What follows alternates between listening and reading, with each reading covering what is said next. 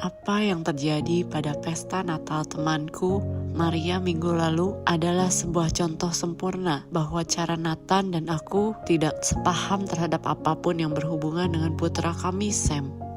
Saat itu, Sam menolak untuk memakan makanan yang ditawarkan kepadanya. Dan ketika aku memberinya roti dengan selai kacang, dia berteriak-teriak tidak mau. Kemudian Nathan menarikku dan mengatakan dengan keras apa yang harus kulakukan terhadap Sam. Lalu seperti yang kupikirkan, aku menenangkan Sam dan Nathan membawanya keluar menuju mobil dan dia meninggalkan aku untuk berpamitan dengan rasa malu.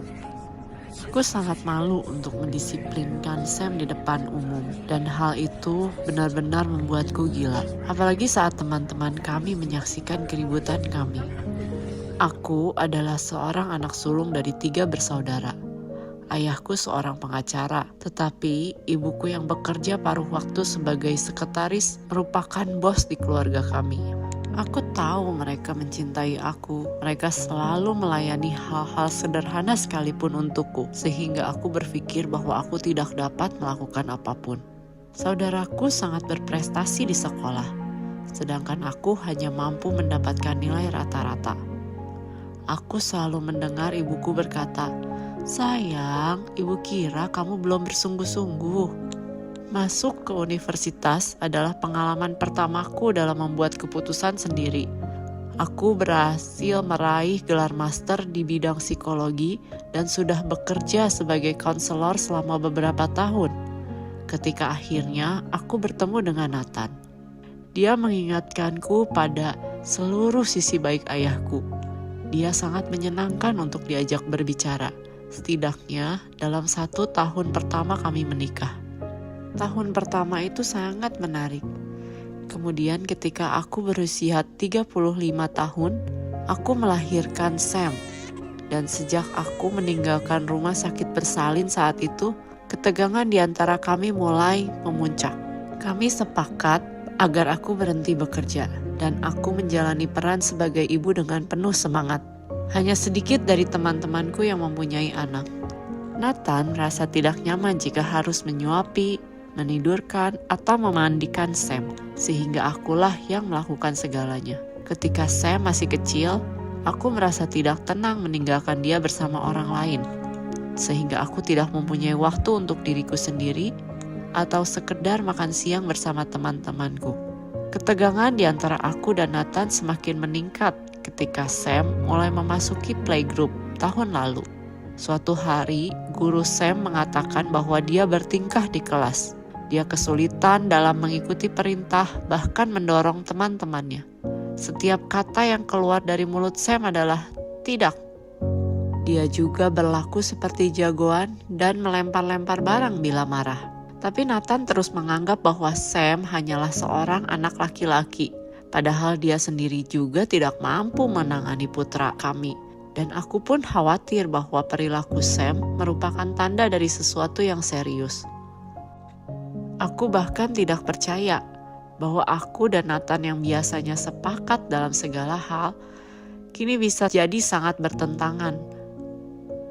Aku ingin mainan Sam dibereskan sebelum kami duduk bersama untuk makan malam, tapi Nathan melewati semua barang itu dan berkata, "Memangnya kenapa kalau berantakan? Ayo kita makan."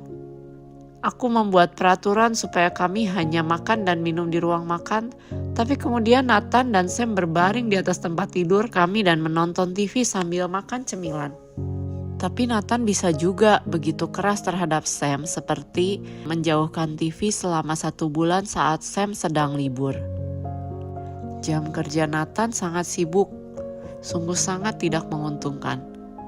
Tahun lalu, dia meninggalkan pekerjaannya dan mulai menjalankan perusahaannya sendiri. Aku tahu bahwa dia memerlukan lebih banyak waktu. Tapi kadang Nathan pulang ke rumah pada pukul 9 malam bahkan lebih, dan ketika aku bersiap untuk mematikan lampu untuk tidur, dia masuk ke dalam untuk melakukan perang bantal. Dia bahkan mengejekku sebagai seorang yang kolot dan kaku. Padahal permasalahan yang sebenarnya adalah aku mengkhawatirkan putraku, dan aku takut apabila pernikahanku akan berakhir.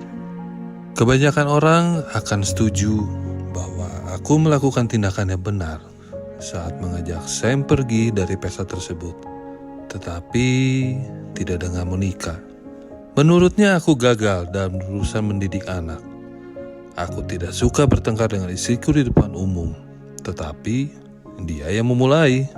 Sudah jelas bahwa menjauhkan Sam dari pesta akan membuatnya tenang. Istriku seorang yang dominan dan suka mengatur. Aku tidak akan pernah lupa ketika hari membawa pulang Sam dari rumah sakit. Waktu itu Monica sedang ada di kamar mandi. Aku membantu memakaikan baju untuk Sam. Dan saat Monica datang, bayangkan, ia seperti serangan jantung karena aku memakaikan baju yang salah. Tetapi ketika aku minta bantuan, Monica malah membentak aku coba. Beberapa minggu yang lalu, saat aku masuk ke kamar Sam untuk membantunya mengenakan baju, Sam menangis. Dan ketika aku mencoba bertanya kepada Monica apa yang harus dilakukan, dia berkata supaya aku mencari jawabannya sendiri. Lalu kemudian bertanya kenapa aku tidak mau ikut berperan membantunya. Monica benar, aku memang tidak terlalu nyaman dengan Sam ketika dia masih bayi. Tetapi aku gak suka Monica memutuskan segala sesuatu yang berhubungan dengan putra kami tanpa mau berdiskusi terlebih dahulu dan mengkritik segala hal yang aku lakukan hanya agar dia dapat menyatakan pandangannya. Lama-kelamaan, aku yakin bahwa dia telah salah mengasuh Sam. Dia memanglah susah menurut, tetapi kukira Sam tidak mengalami masalah dalam belajar. Menurutku, Monica hanya sedikit kaku dan menjadikan semuanya masalah hanya karena Sam tidak tidur tepat waktu. Dan Monica juga tidak akan berhenti mengomel apabila mainan Sam belum ditempatkan sesuai dengan warna kotak yang sudah diberikan kode warna. Setiap kali aku mencoba untuk mengatakan pada Monica untuk bisa lebih fleksibel, dia menuduhku tidak peduli pada anakku dan padanya. Aku sendiri tidak memiliki kenangan masa kecil yang indah. Ibuku meninggalkanku ketika masih bayi, dan ayah meninggalkanku untuk tinggal bersama nenek. Lalu nenekku pun merasa tidak sanggup merawatku dan mengirimku ke panti asuhan saat aku berusia 8 tahun. Aku sangat tidak bahagia. Aku tidak mempunyai keluarga yang sebenarnya sampai saat aku duduk di kelas 1 SMA ketika aku diadopsi oleh pasangan peternak yang tidak memiliki anak. Orang tua baruku sangat ramah sih, tetapi mereka tidak bisa menunjukkan perhatian mereka. Aku tidak pernah bertemu mereka lagi setelah lulus kuliah hasil dari beasiswa. Aku bekerja dengan sebuah perusahaan besar dan bekerja di sana sampai akhir tahun, sampai akhirnya aku memutuskan untuk memulai bisnis sendiri. Sebelum berpacaran dengan Monica, aku menjaga hubunganku tetap biasa-biasa saja. Dan ada hal lain dengan dirinya yang membuatku sangat tertarik kepadanya. Pada awalnya, kami sangat bahagia di tahun pertama awal pernikahan kami. Dan aku tahu dia mencintai Sam. Tetapi, kupikir dia terlalu emosional dan dramatis. Aku berharap dapat lebih berperan dengan Sam. Tetapi aku memerlukan waktu kerja yang lama dan harus bepergian. Monica mengatakan bahwa dia dapat memahami aku, tetapi yang aku dapatkan pandangan sinis dan tanpa sambutan ketika aku tiba di rumah. Pada saat yang sama, setiap 2 hari sekali, dia bertanya, apakah kamu mampu menjalankan perusahaan ini? Dia tidak mempercayai kemampuanku. Dan permasalahannya, aku mencintai Monica. Tetapi dia selalu memandangku sebagai musuh dan aku putus asa sehingga aku tidak bisa menembus pertahanan itu.